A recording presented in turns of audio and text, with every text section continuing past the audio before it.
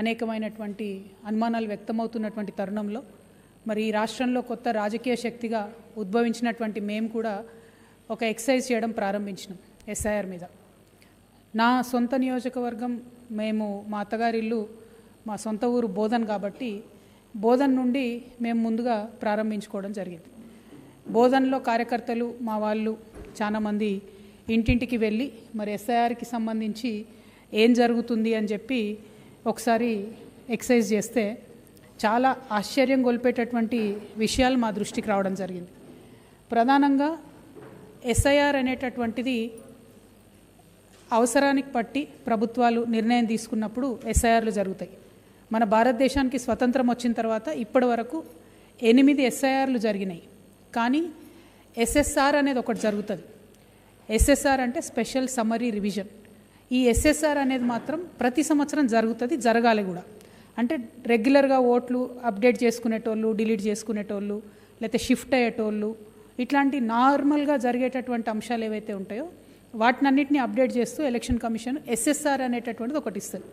క్యాజువల్గా నార్మల్ కోర్స్లో జనవరి 1 అనేటటువంటిది ఈ ఎస్ఎస్ఆర్కి బిగినింగ్ డేట్గా మనం కన్సిడర్ చేస్తాం. అదర్ డేట్స్ ఇచ్చినప్పటికి కూడా బిగినింగ్ డేట్గా జనవరి 1ని కన్సిడర్ చేయడం జరుగుతుంది. సో ఈ సంవత్సరం ఏదైతే ఎస్ఐఆర్ స్పెషల్ ఇంటెన్సివ్ రివిజన్ అని భారత ఎన్నికల సంఘం మరి చేపట్టిందో దానికి ప్రామాణికంగా 2025 జనవరి 1 రోజు ఇచ్చినటువంటి ఎస్ఎస్ఆర్ని వాళ్ళు ఇవ్వడం జరిగింది. అంటే ఈ నెల జూన్ 24వ తారీఖు నాడు 2026వ సంవత్సరంలో తెలంగాణ రాష్ట్రంలో జరుగుతున్నటువంటి ఎస్ఐఆర్కి ప్రామాణికంగా ఇచ్చింది సంవత్సరంన్నర కింద డేటా ఇచ్చింది.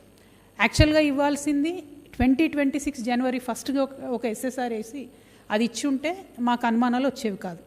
సో ఈ 1.5 year గ్యాప్ వచ్చింది కాబట్టి ఈ గ్యాప్లో మా సొంత నియోజకవర్గం బోధన్లో మాకు చాలా డిఫరెన్సెస్ కనిపించినాయి. కాబట్టి అది ప్రజల దృష్టికి, ఎన్నికల సంఘం యొక్క దృష్టికి తీసుకురావడానికి మేము ఈ ప్రెస్ మీట్ పెట్టడం జరిగింది. హాజరైనటువంటి మీడియా మిత్రులందరికీ కూడా ధన్యవాదాలు తెలియజేస్తూ, ఇది మా బోధన్ నియోజకవర్గానికి సంబంధించినటువంటి డేటా. బోధన్ నియోజకవర్గానికి సంబంధించిన డేటా దీంట్లో ఏముందంటే 2025 జనవరి 1 నాడు ఇచ్చినటువంటి వివరాల ప్రకారం 2,26,129 మంది ఓటర్లు ఉన్నారని ఇచ్చారు. ఇందులో ఎలక్షన్ కమిషన్ డేటా కానీ మేము డోర్ టు డోర్ కానీ చెక్ చేస్తే ఎలక్షన్ కమిషన్ 1,264 ఓట్స్ డిలీట్ చేసామని చెప్తుంది. అది మేము కూడా చెక్ చేసినాం, డిలీట్ అయి ఉన్నాయి. అట్లనే షిఫ్టెడ్ ఓటర్స్ 1,217 మంది షిఫ్ట్ అయ్యారని చెప్తా ఉన్నారు. అవి మేము పర్సనల్గా అన్నీ చెక్ చేయలేకపోయినాం, కొన్ని చెక్ చేసినాం, అందులో వ్యాలిడ్గా ఉన్నాయి. అయితే మేము చెక్ చేసిన దాంట్లో 7,006 ఓట్స్ 7,006 ఓట్లు ఎలక్షన్ కమిషను డిలీట్ చేసినామని చెప్తలేదు, షిఫ్ట్ చేసినామని చెప్తలేదు, చనిపోయినారని చెప్తలేదు. కానీ ఆ ఓట్స్ మాత్రం మిస్సింగ్ ఉన్నాయి ఆల్రెడీ.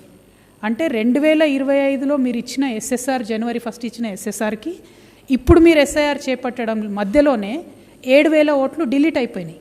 అవి ఎన్నికల సంఘంలో కనబడటం లేదు, ఎక్కడ కనబడటం లేదు. మరి ఆ 7,000 ఓట్లు ఎవరివి, ఎక్కడికి పోయినాయి అనే విషయం మాకు బోధనలో అనుమానం వచ్చింది.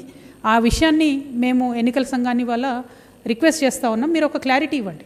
వీళ్ళంతా చనిపోయినారా, లేకపోతే వీళ్ళంతా షిఫ్ట్ అయినారా, లేకపోతే వీళ్ళు ఏ కారణం చేత మీరు డిలీట్ చేశారు? ఎందుకు ఈ ప్రశ్న అడుగుతున్నామంటే ఈ మధ్యలో ఒక పాపులర్ కేసు వచ్చింది, మీరు అందరు చూశారు. సినిమా యాక్టర్ ప్రకాష్ రాజ్ గారు 2-3 రాష్ట్రాల్లో ఓటు ఉందని చెప్పి బాగా గొడవైంది. అయితే వారిది 2019లో తన ఎంపీగా పోటీ చేసినప్పుడు 2019లో ఎన్నికల కమిషన్ వాళ్ళకు ఒక నోటీస్ ఇచ్చింది. 2019 నుంచి 2026 వరకు అంటే ఈ 7 yearsలో కూడా ప్రకాష్ రాజ్ గారు వారికి క్లారిటీ ఇచ్చిందో లేదో తెలియదు. ఎన్నికల సంఘం మాత్రం ఆ మిగతా డూప్లికేట్ ఓట్స్ తీసేసిందో లేదో కూడా ఇప్పుడు క్లారిటీ లేదు.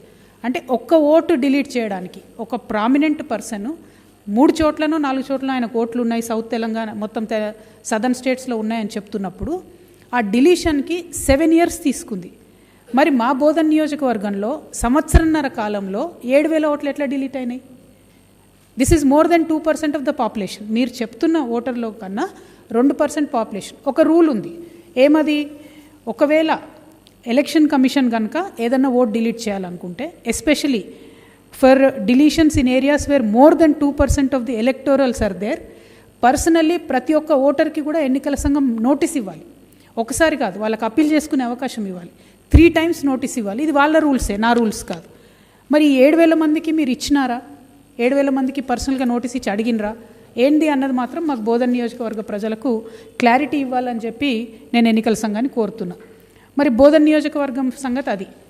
సేమ్ మాకు ఈ ఎన్నికల సంఘానికి సంబంధించి బోధన్లో ఇట్లా డేటా వచ్చిన తర్వాత మేము క్యూరియాసిటీతోని ఈ రాష్ట్ర ముఖ్యమంత్రి గారి కాన్స్టిట్యున్సీ కొడంగల్ని మేము వెరిఫై చేద్దామని డేటా తీసుకున్నాం. మన రాష్ట్రంలో కాబట్టి మా కార్యకర్తలు ఉన్నారు కాబట్టి కొడంగల్లో వెరిఫై చేసినాం.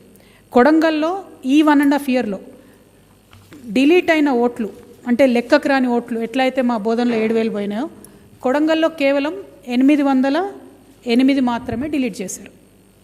Only 808 votes were deleted in Kodangal, whereas in my constituency Bodhan 7,000 votes were deleted without any reason.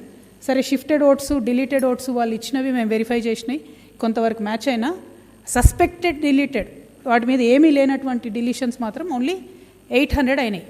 ఇది చూడంగానే మాకు అరే ఇక్కడ 7,000 ఎట్లయితాయి అక్కడ 800 ఎట్లయినాయి అని చెప్పి క్యూరియాసిటీతోని మేము ఇంకొంచెం ముందుకు పోయి దాన్ని డిగ్ చేయడం జరిగింది. ఆ డిగ్ చేసినప్పుడు మాకు వచ్చిన విషయం ఏంటంటే ఇది కూడా మళ్ళీ ఎన్నికల సంఘానికి మేము విత్ ప్రూఫ్ కంప్లీట్గా ఇవ్వడం జరుగుతుంది.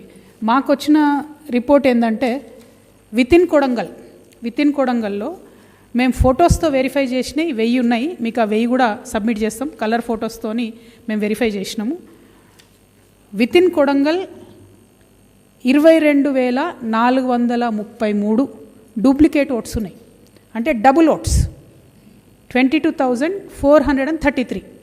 ఎగ్జాంపుల్ మీకు చూపిస్తున్నాను నేను. కలర్ ప్రింట్అవుట్ మేము with photos door to door మాన్యువల్గా ఎన్నికల కమిషన్ డేటాలోంచి తీసింది. ఈ 2 ఫోటోలు మీకు సిమిలర్గా కనబడుతున్నాయి. ఈ 2 ఫొటోస్ సిమిలర్గా ఉన్నాయా? Extremely similar, completely similar photos. మీకు 1000 ఉన్నాయి, ఎంతమందికి కావాలంటే అవి ఇస్తాం. మొత్తం సిమిలర్ ఫొటోస్. నాకు కళ్ళద్దలు కావాలేమో. Mala Anantamma same to same, name same, age same. Mala Anantamma relation Mala Ashappa, 40 years, female, booth number 1, serial number 692. Mala Anantamma second voter also. Mala Ashappa 40 years, female, 693 serial number, same booth. ఇట్లా ఒకటి కాదు, మేము ప్రింట్అవుట్ తీసింది 1000 కలర్ ప్రింట్అవుట్. ఏదన్నా చూసుకోండి మీరు, ఏ ఫోటో అన్నది. ఇది కొడంగల్ నియోజకవర్గంలో ఉన్న duplicate oats with in Kodangal 22,433 duplicate oats ఉన్నాయి. సో మాకు ఇంకొంచెం క్యూరియాసిటీ వచ్చింది. ఎందుకంటే అంతకుముందు 2018లో కొడంగల్లో ఉన్న ఓట్లు, 2023లో కొడంగల్లో ఉన్న ఓట్లు దాదాపు 30,000 ఒకటేసారి పెరిగినాయి. అరే ఇన్నిగానం ఓట్లు ఎట్లా పెరుగుతాయని చెప్పి కొడంగల్ పక్కన కర్ణాటకలో సేడం అని ఒక కాన్స్టిట్యున్సీ ఉంటుంది, జస్ట్ పక్కనే. ఆ సేడం కాన్స్టిట్యున్సీ నుంచి కంపేర్ చేసి ఓటర్ లిస్ట్ చూసినాం. అంటే వాళ్ళే కర్ణాటక వాళ్ళే మాకు ఫోటోలు రాలేదు, కొడంగల్ వాళ్ళేమో మన వెబ్సైట్లో ఫొటోస్ ఉన్నాయి. ఆ సేడమును కొడంగల్ కంపేర్ చేస్తే name to name, age to age, gender to gender same ఉన్నవి 11,000 ఓట్లు ఉన్నాయి, సెడమ్ అండ్ కొడంగల్. సో ఇప్పుడు ఓవరాల్గా కొడంగల్లో ఉన్న డూప్లికేట్ ఓట్లు ఏంటంటే Kodangal to Kodangal 22,000, Sedam to Kodangal 11,000, total కలిపితే 33,433, 33,433 డూప్లికేట్ ఓట్లు కొడంగల్ నియోజకవర్గంలో ఉన్నాయి. మన ముఖ్యమంత్రి గారు మొన్న గెలిచిన మార్జిన్ ఎంత? 32,532. అంటే ఒక ఎన్నికల రిజల్ట్ను ప్రభావితం చేసేంత డూప్లికేట్ ఓట్లు ఉన్న కాన్స్టిట్యున్సీ ముఖ్యమంత్రి కాన్స్టిట్యున్సీలో పోయిన సంవత్సరంన్నరలో ఓన్లీ 808 ఓట్లు ఎట్లా డిలీట్ అవుతాయి? మా బోధన్ నియోజకవర్గంలో 7,000 ఓట్లు ఎందుకు డిలీట్ అవుతాయి?